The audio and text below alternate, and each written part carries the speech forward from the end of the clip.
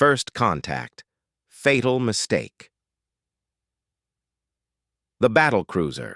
Shadow Strike cut through the darkness of space like a blade, its stealth systems engaged as it approached the small blue-green planet. Commander Vask stood on the bridge, his four arms crossed over, his armored chest, amber eyes fixed on the tactical display.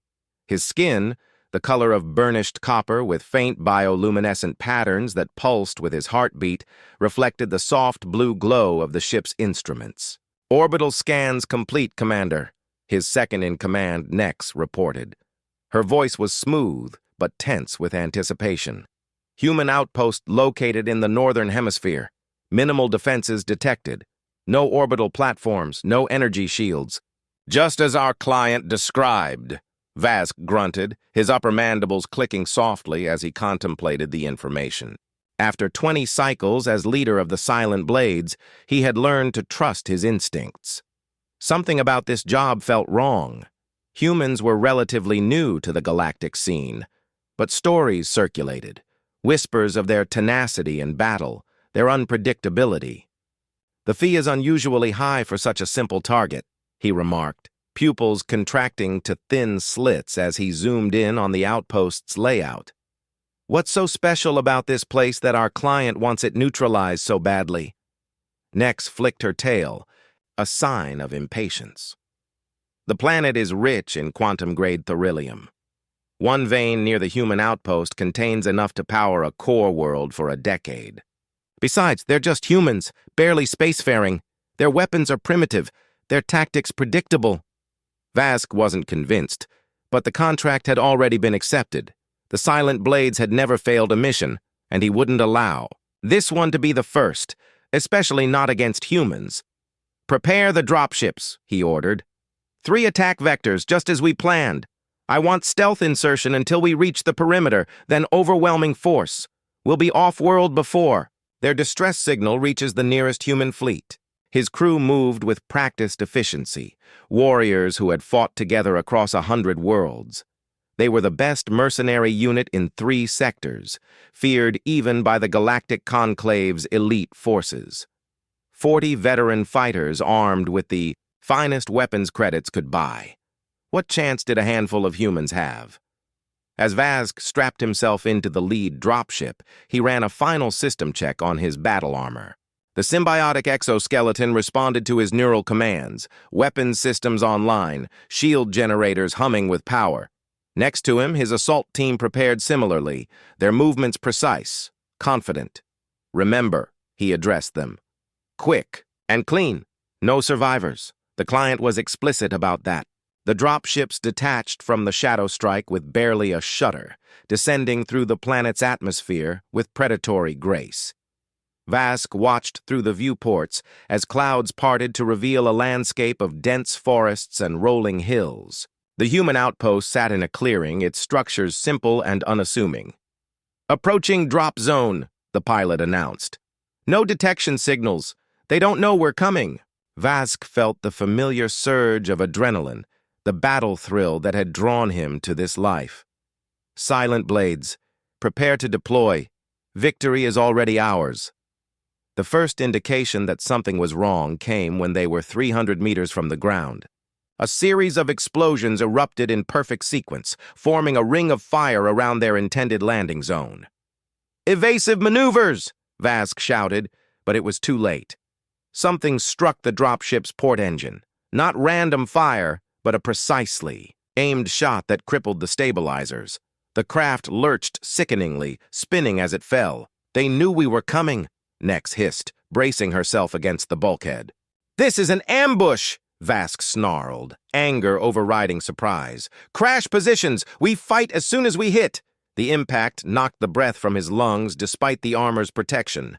Warning signals flashed across his neural interface as the dropship plowed into the earth, tearing a furrow through the soil before coming to rest against a massive tree trunk.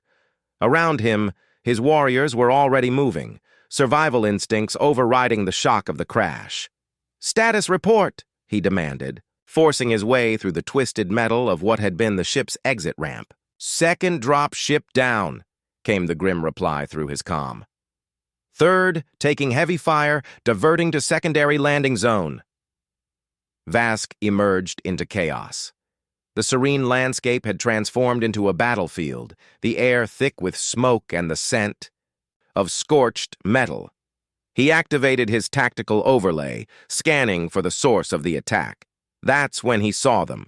Dark figures moving through the forest with uncanny speed, their forms nearly invisible against the trees. Not the clumsy, heavily armored soldiers he had expected, but shadows that seemed to flow like water between cover points.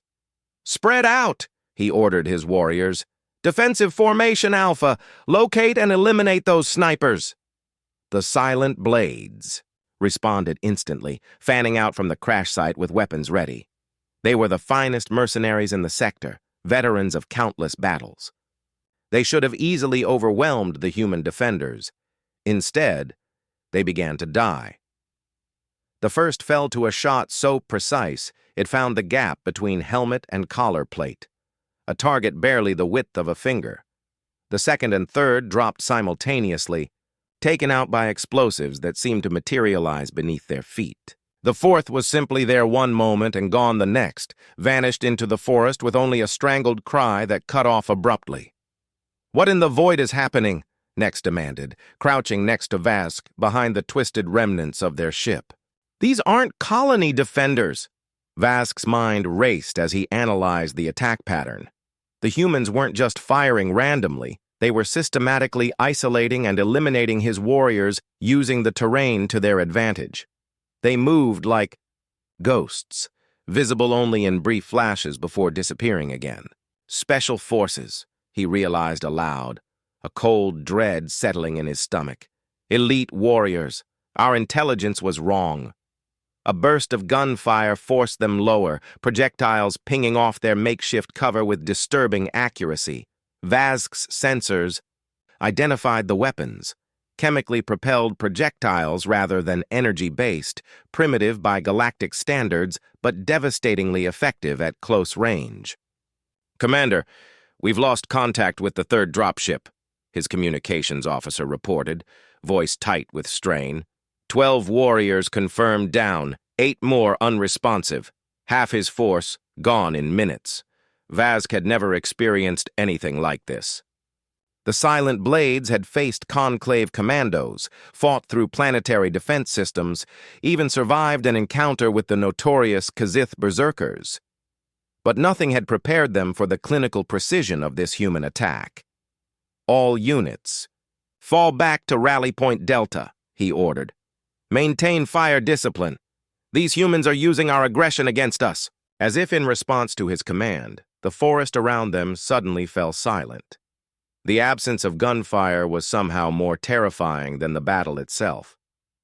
"They're toying with us," Nex whispered, her usual confidence shattered. Vask refused to accept defeat. "No, they're hurting us. They want us to run so they can pick us off one by one." He activated his ship's comm link. "Shadow Strike, this is ground team. We need immediate extraction. Mission parameters have changed." Static was his only answer. Somewhere above them, beyond the atmosphere, his battlecruiser had either been disabled or destroyed. They were alone. "New plan," he told the survivors grimly. "We fight our way to their command center. Take hostages if possible. Force them to grant us safe passage off-world." It was desperate, but Vask had led his warriors out of desperate situations before. They would adapt, overcome. That's what the Silent Blades did. They moved in tight formation through the forest, senses alert for any sign of the human attackers. The outpost buildings were visible now through the trees, deceptively peaceful in the planet's golden sunlight. Then the ground. Beneath Vask's feet shifted subtly. He froze, battle instincts screaming a warning. "Halt! Nobody move!" Too late. The forest floor collapsed, revealing a carefully prepared pit beneath, not deep enough to kill but sufficient to trap and separate. Vask managed to leap clear, but 3 of his warriors weren't as fortunate. They fell, trapped in a space too narrow to effectively use their weapons. The humans struck in that moment of confusion. They came not from the forest, but from hidden bunkers beneath the ground, emerging behind and among the mercenaries with devastating effect. Vask finally saw their attackers clearly, humans in form-fitting combat suits, faces concealed behind, featureless helmets. They moved with a fluid grace that belied their species' reputation for clumsiness, each motion purposeful and deadly. "Retreat!" he roared, firing his plasma caster in wide arcs to cover his warriors. "Back to the ships!" But there was nowhere to retreat to. The humans had encircled them completely, closing the trap with methodical precision. One by one, the silent blades fell, not always killed, but disabled, incapacitated by weapons and techniques Vask had never encountered before. A projectile struck his armor's power core, sending cascading failures through his neural interface. Vask stumbled, temporarily blinded as his visual enhancements failed. When his vision cleared, he found himself face to face with one of the humans.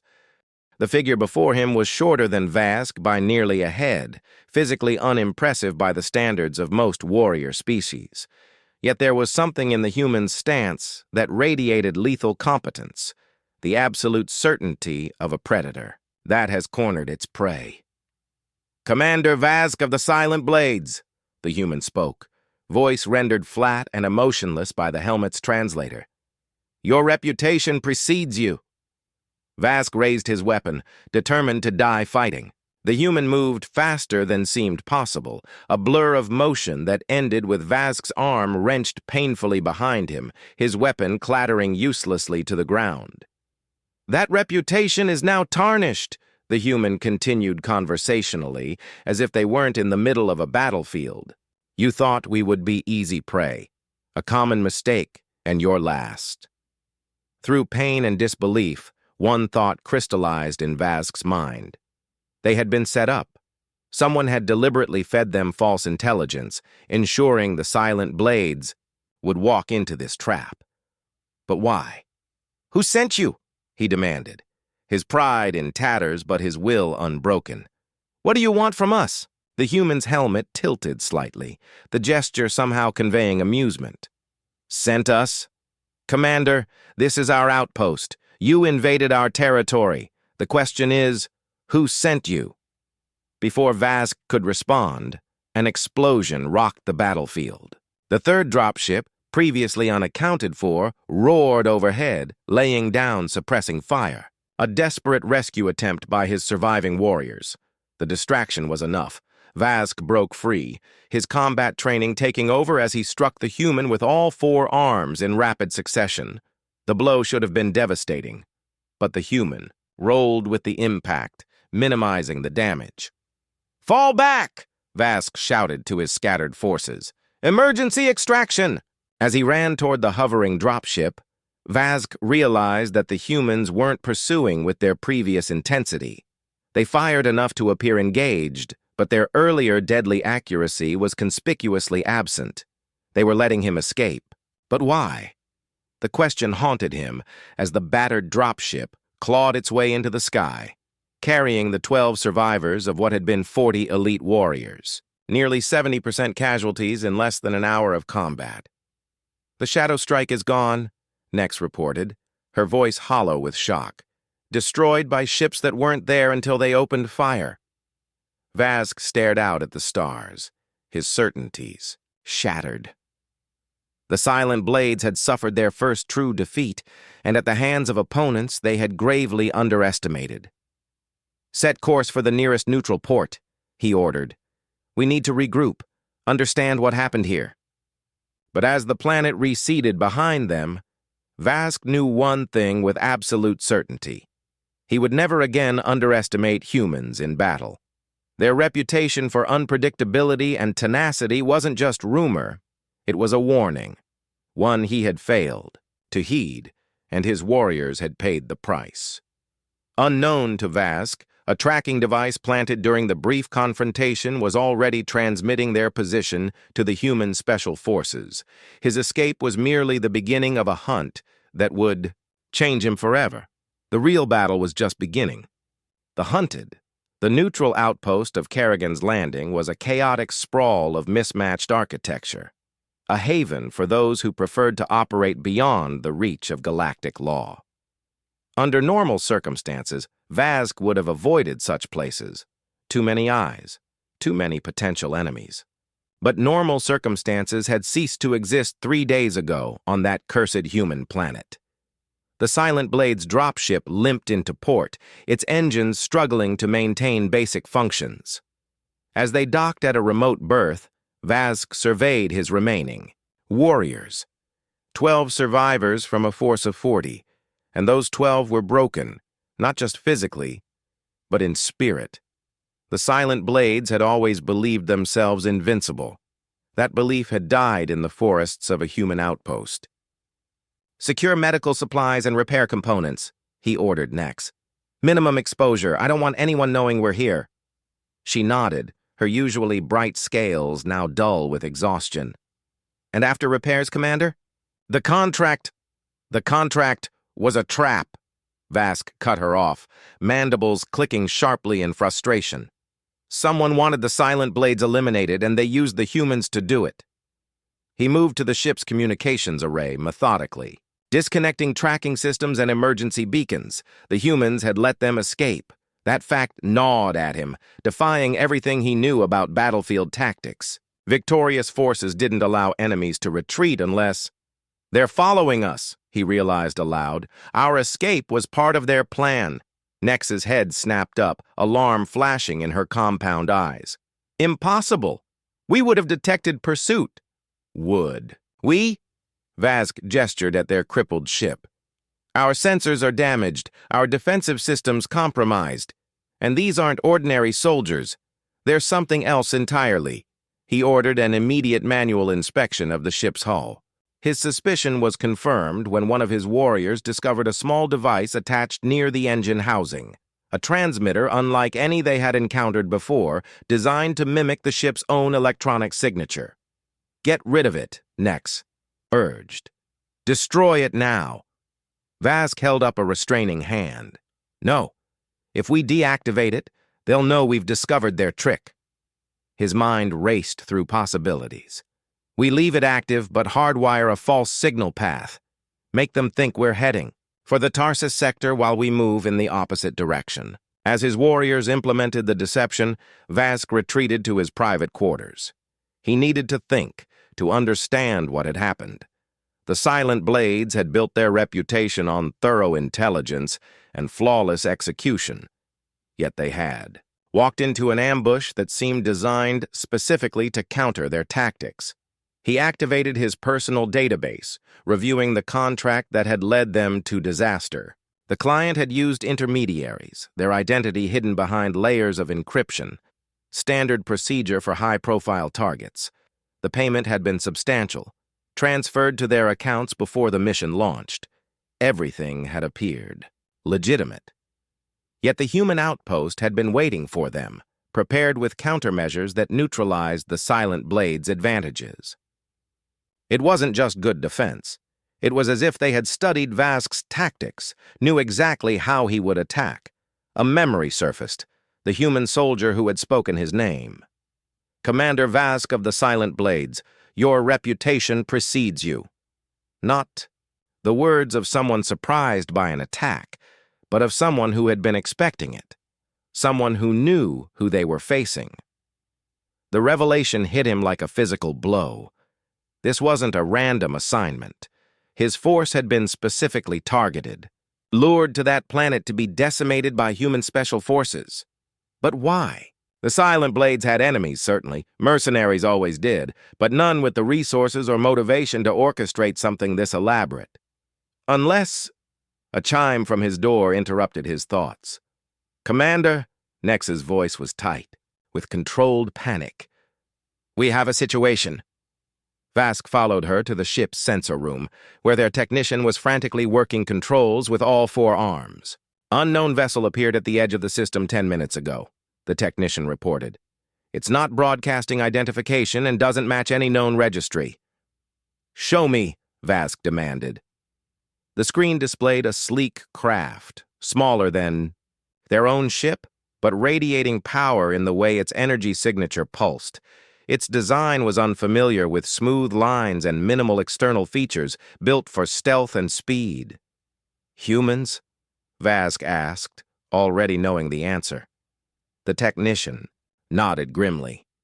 "Configuration matches what we encountered on the planet. They found us, Commander, despite the false signal." Cold dread settled in Vask's stomach. These humans were more resourceful than he had anticipated, more determined. They hadn't just let the silent blades escape to track them.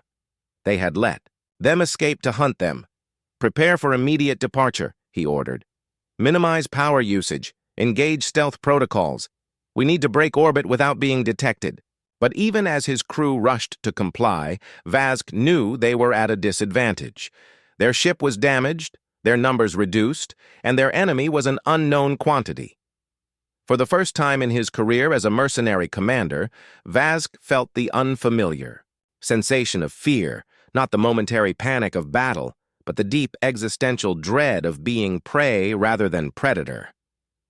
The silent blades managed to slip away from Kerrigan's landing, using the outpost's heavy traffic as cover.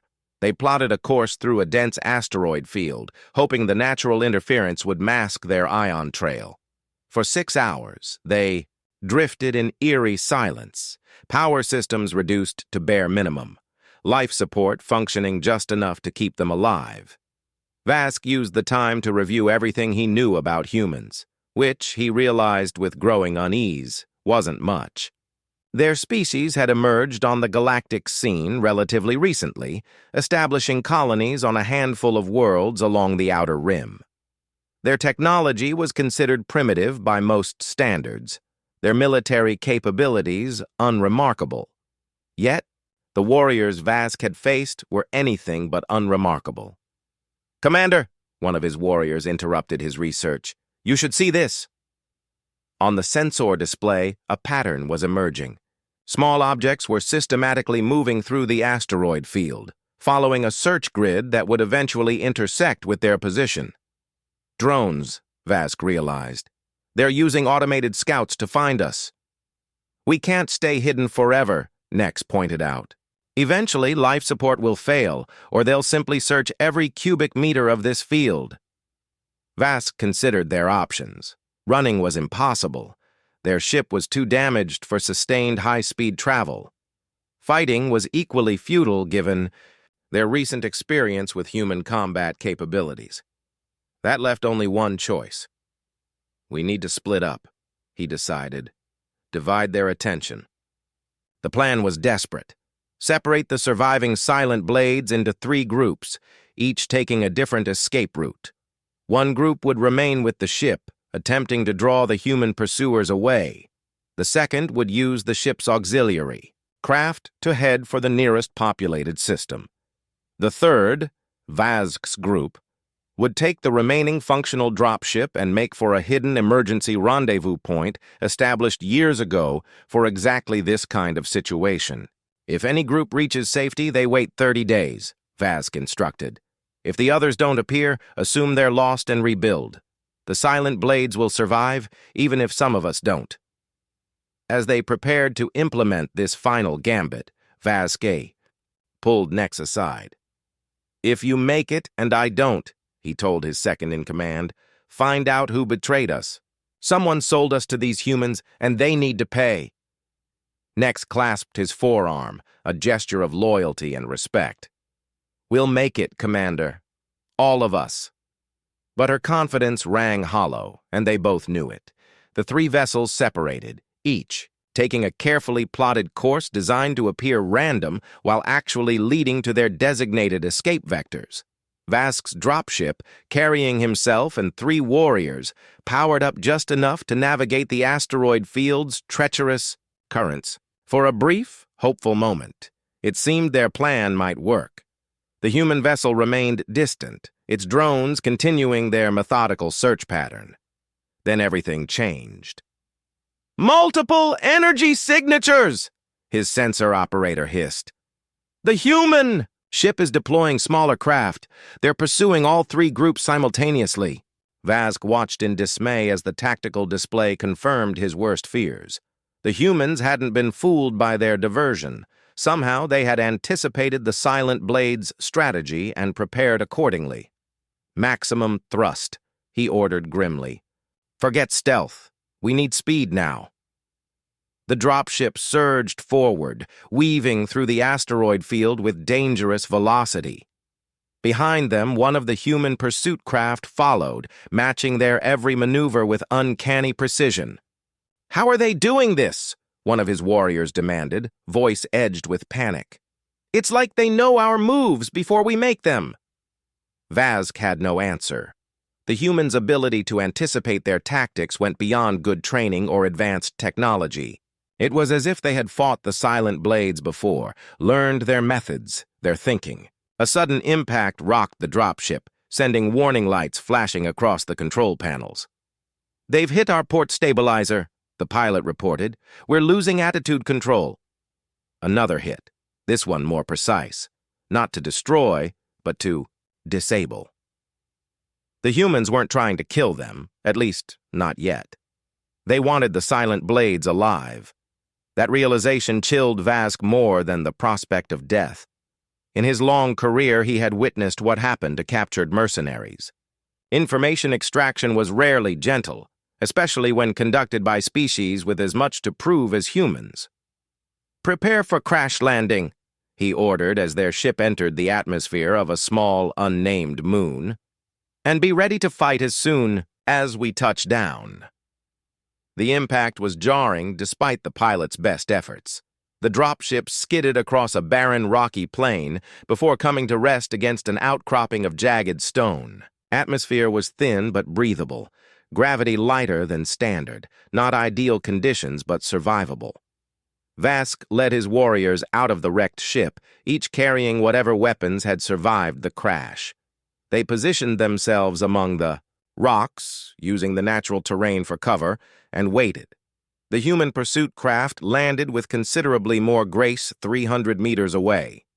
Its sleek design seemed out of place against the moon's desolate landscape. For long moments, nothing happened. No movement, no communication attempt.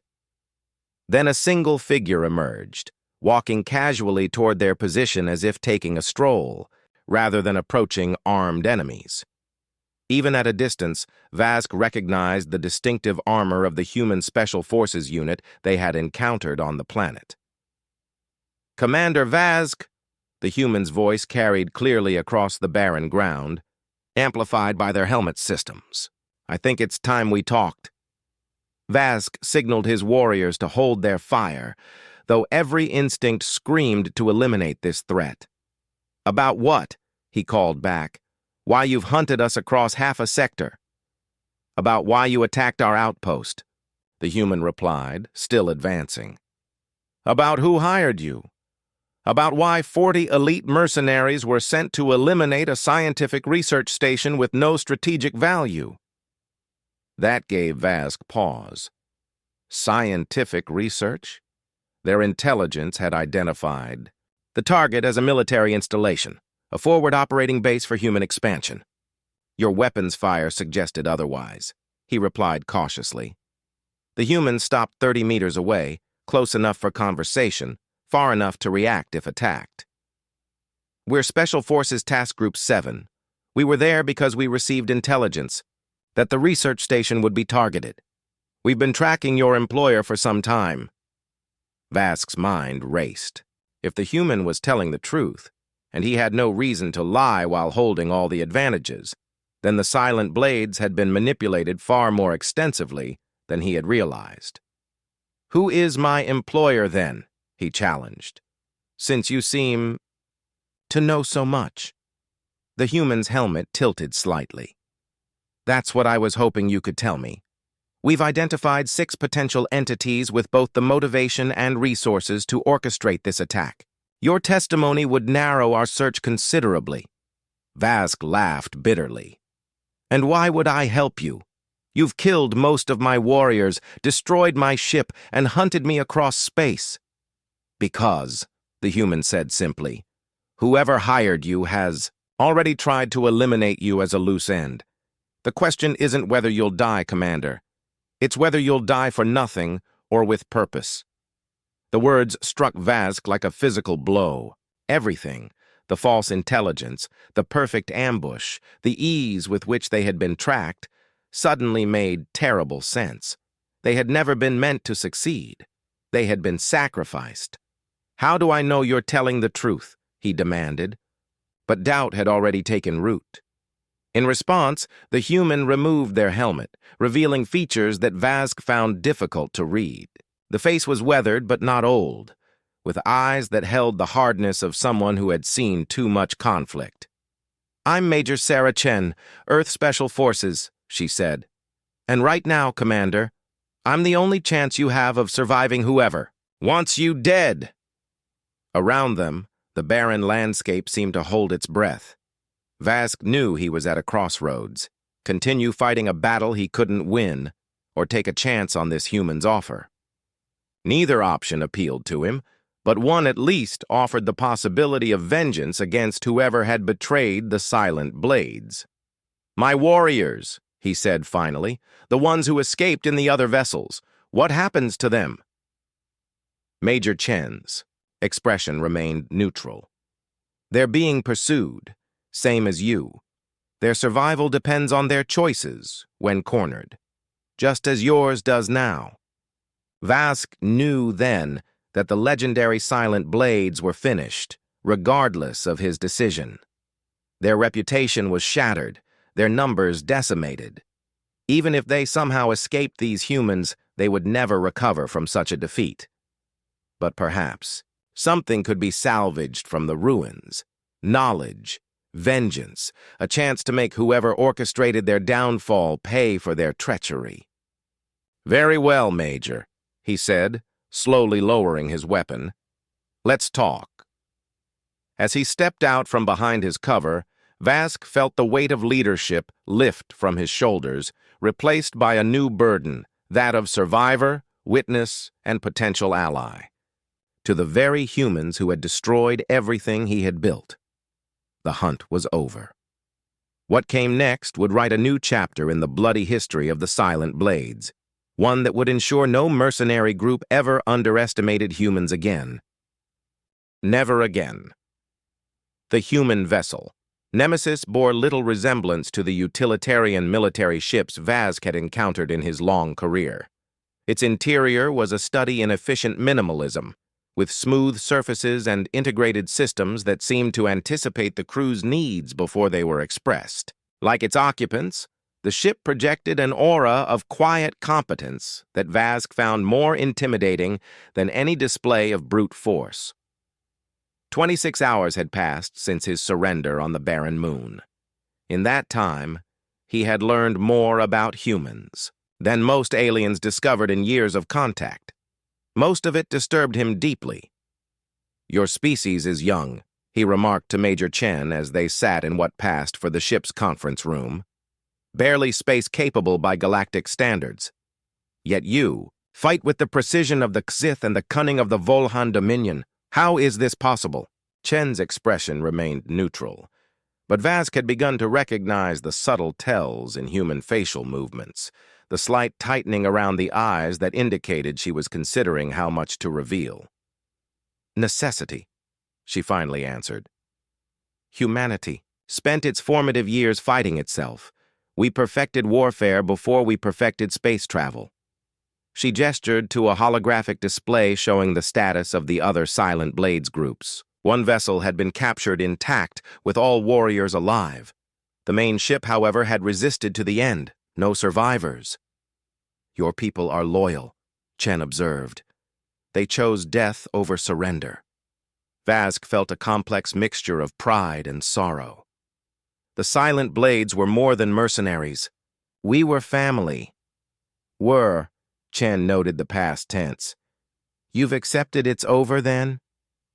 Vask's mandibles clicked in the equivalent of a humorless laugh. "When 40 elite warriors are reduced to 7 survivors in a single engagement, it's not a defeat, it's an extinction event." He leaned forward, all 4 hands flat on the table's surface. You promised answers, Major. Who targeted us and why? Chen activated the room's main display, bringing up a series of images and data streams. We've been investigating a pattern of provocative attacks along the border regions between human space and several neighboring species. Each incident was designed to appear as aggression from one side or the other. The display showed the aftermath of various attacks, destroyed outposts, ambushed convoys, assassinated diplomats. Each bore the hallmarks of professional military operations. Someone's trying to start a war, Vask realized aloud. Chen nodded. Not just any war. A specific conflict between humans and the Galactic Conclave. Your attack on our research station would have provided the perfect pretext, especially since the station was developing technology that could detect artificial wormholes.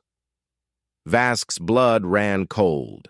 Artificial wormhole technology was theoretical, banned by every major power in the galaxy due to its potentially catastrophic applications. A species that mastered it could bypass any defense, strike anywhere without warning. You believe someone is developing this technology? He asked, the implications staggering. We don't just believe it, Chen replied grimly. We know it. The question is who. She brought up a new series of files, financial records, communication logs, travel manifests. At first glance, they appeared unrelated, but Vask had spent decades tracking targets across the galaxy. He could see the pattern emerging. These lead back to the Vraxian hegemony, he said, identifying the subtle markers in the data. But that makes no sense. The Vraxians are isolationists. They avoid galactic politics entirely. That's the public face, Chen agreed. But our intelligence suggests a faction within their ruling council has more ambitious plans. They've been testing prototype wormhole generators in secret for years. Our research station was close to creating a detection system that would expose their activities. Vask's mind raced through the implications. The Vraxians were ancient, their technology, centuries ahead of most species.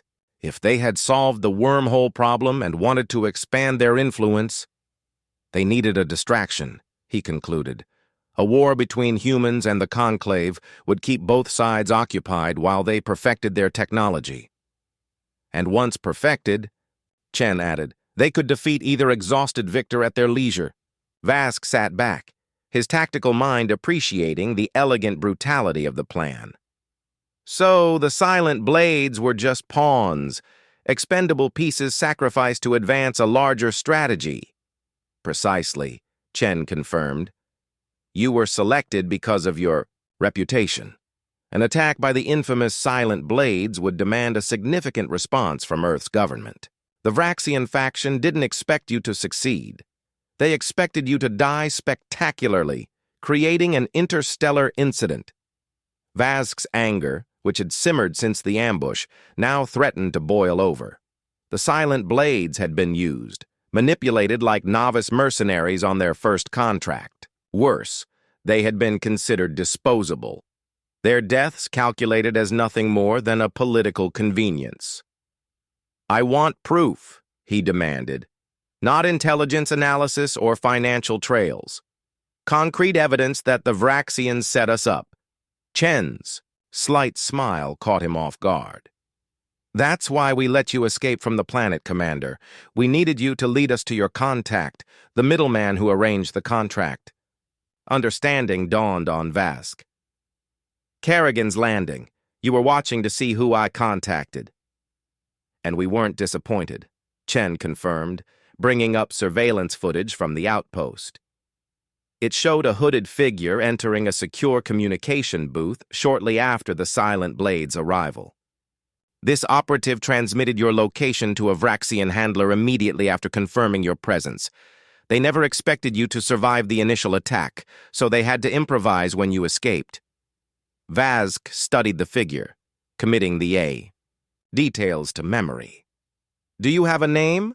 Tarosville, Chen provided. A freelance broker with connections throughout the sector, currently in custody aboard this vessel. That revelation sent a jolt through Vask. You captured him? When? While you were still hiding in the asteroid field, Chen replied with that same unsettling calm. Special Forces Team 3 extracted him while we kept you occupied. He's been forthcoming. Since we showed him evidence of his Vraxian connections, Vask understood the implication. The humans had played a deeper game than he had realized, using the Silent Blade's escape as cover for their true objective. It was the kind of layered strategy he might have devised himself. What happens now? He asked. Chen's expression grew serious. That depends on you, Commander. The Vraxian faction must be exposed before they perfect their wormhole technology, but Earth can't move openly against them without risking the very war they're trying to provoke. So you need proxies, Vask concluded. Deniable assets who can operate where human special forces cannot. We need someone with both the skills and the motivation to ensure the Vraxians' plans fail, Chen corrected. Someone who has a personal stake in seeing justice done. The offer wasn't stated directly, but Vask understood nonetheless. The humans were proposing an alliance, one born of necessity and mutual interest rather than trust. They would provide the intelligence and resources. He would provide the expertise and the cover for their operations. And my surviving warriors, he asked. They face the same choice you do, Chen replied. Help us prevent a galactic war or face prosecution for attacking a human research facility. The evidence of Vraxian manipulation doesn't erase your actions. It only explains them. Vask considered his options. The Silent Blades, as he had known them, were gone, their reputation shattered, their numbers decimated. But perhaps something new could rise from those ashes, something with purpose beyond the next contract or payday. If I agree, he said carefully, I want something in return, beyond simply avoiding prosecution. Chen raised an eyebrow. Name it. When this is over, when the Vraxian faction is exposed and their technology secured, I want passage for myself and my surviving warriors to a system of our choosing, a new start, with our identities wiped from all databases. Chen considered this for a moment. I can't guarantee that entirely. Your biometric data will remain in secured archives, but I can ensure it's classified at the highest level, accessible, only under extraordinary circumstances. It wasn't everything Vask wanted, but it was more than he had expected. Then we have an agreement, Major. Chen extended her hand, a human gesture of agreement that Vask had learned about during his confinement. He accepted it, finding the alien grasp firm and resolute. One more thing, he added as they released the handshake. I want to see Teros Vil, the broker who sold us out. Chen's expression hardened slightly. Why? Because, Vask replied, his voice dropping to a dangerous pitch. Before we begin this alliance, he needs to understand the consequences of betraying the Silent Blades. It will make our future operations easier if word spreads about what happens to those who cross us. Chen studied him for a long moment before nodding once. 10 minutes. No permanent damage. We still need him functional for the operation. I won't need permanent damage to make my point, Vask assured her. 3 days later, the Nemesis rendezvoused with a nondescript cargo vessel on the edges of a disputed sector. Vask stood on the bridge beside Major Chen, watching as his surviving warriors were transferred from human custody to the cargo ship. That vessel has been retrofitted with stealth systems comparable to our own, Chen explained. Not quite as advanced, but sufficient for your needs. The weapons are last-generation Earth military, nothing that would definitively tie you to human space. Vask nodded, appreciating the attention to detail. And the intelligence package? Everything we have on the Vraxian faction's operations, including their primary research facility's location. Chen handed him a secure data module. The first phase is reconnaissance only. We need confirmation of the wormhole technology's development, stage before planning intervention. And if they're further along than your intelligence suggests? Vask asked. Chen's expression remained neutral, but her eyes hardened. Then you notify us immediately and we move to contingency planning. Under no circumstances do you engage without coordination. Understood, Vask agreed. Though I should warn you, the Silent Blades were never known for subtlety. The Silent Blades no longer exist, Commander, Chen reminded him. As far as the galaxy is concerned, they were wiped out attacking a human outpost. What rises from those ashes is something new, something that I hope will help prevent a catastrophic war. Vask's mandibles clicked softly as he considered her words. She was right, of course. The Silent Blades were finished. But perhaps their legacy could evolve into something more meaningful than simple mercenary reputation. One last question. Major, he said, as they watched the final preparations for departure. Why did you let any of us live? Once you knew our mission, you could have eliminated us completely, erased any connection between the attack and your operations against the Vraxians. Chen turned to face him fully, her expression unreadable. Because, Commander Vask, humanity has learned some hard lessons about the cost of victory at any price. Sometimes the most powerful weapon isn't the one that destroys your enemy, but the one that transforms them into something else entirely. With those cryptic words lingering between them, Vask departed for the cargo vessel and his waiting warriors. As the ship separated, he gazed out at the endless void of space, contemplating the strange twist of fate that had transformed the Silent Blades from feared mercenaries to covert operatives in a shadow war that might determine the galaxy's future. Word spread quickly through the mercenary underworld in the months that followed. The legendary Silent Blades had vanished, presumed destroyed after an ill-fated attack on a human outpost. Rumors circulated about the ferocity of the human defense, the precision of their counterattack, the relentless pursuit that had left no survivors. These stories grew in the telling, as such stories do. The humans became demons in combat armor, supernatural in their abilities, merciless in their execution.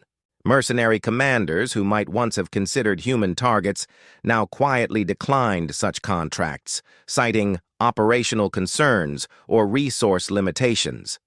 No one wanted to face what had destroyed the Silent Blades.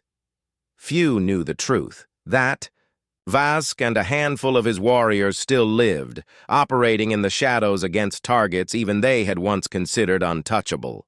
Fewer still knew of their alliance with the very humans who had nearly destroyed them.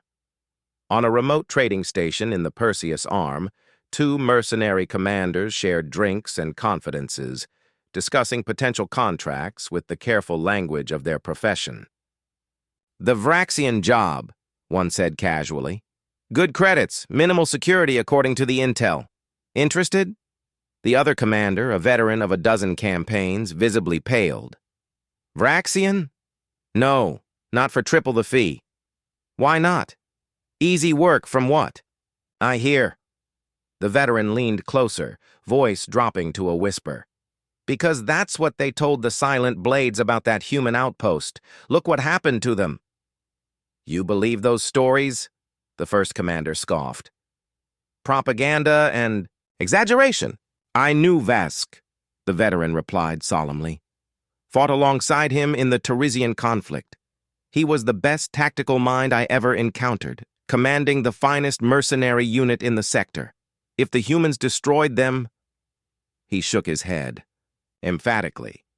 No, I don't care what the fee is or how easy it looks. I'll never take a contract against humans, not after what happened to the Silent Blades. As the commanders returned to their drinks, neither noticed the hooded figure in the corner booth who had been listening to their conversation. Beneath the hood, Vask's mandibles clicked in quiet satisfaction. The legend was serving its purpose, deterring others from following the path that had led to his downfall. The humans had taught him the most valuable lesson of his long career. Sometimes the most powerful weapon was not destruction, but fear. Not the fear of dying, but the fear of facing an enemy so formidable that death became the preferable outcome. Vask had faced human special forces once, and now, thanks to the legend he had helped create, countless others would refuse to make the same mistake. As he slipped out of the station and back to his waiting ship, Vask reflected on the irony of his situation. The silent blades had been destroyed, yet their legacy lived on, not as feared mercenaries, but as a cautionary tale whispered among those who might otherwise underestimate humanity. It was, perhaps, the most enduring victory the silent blades would ever achieve. Never again, indeed.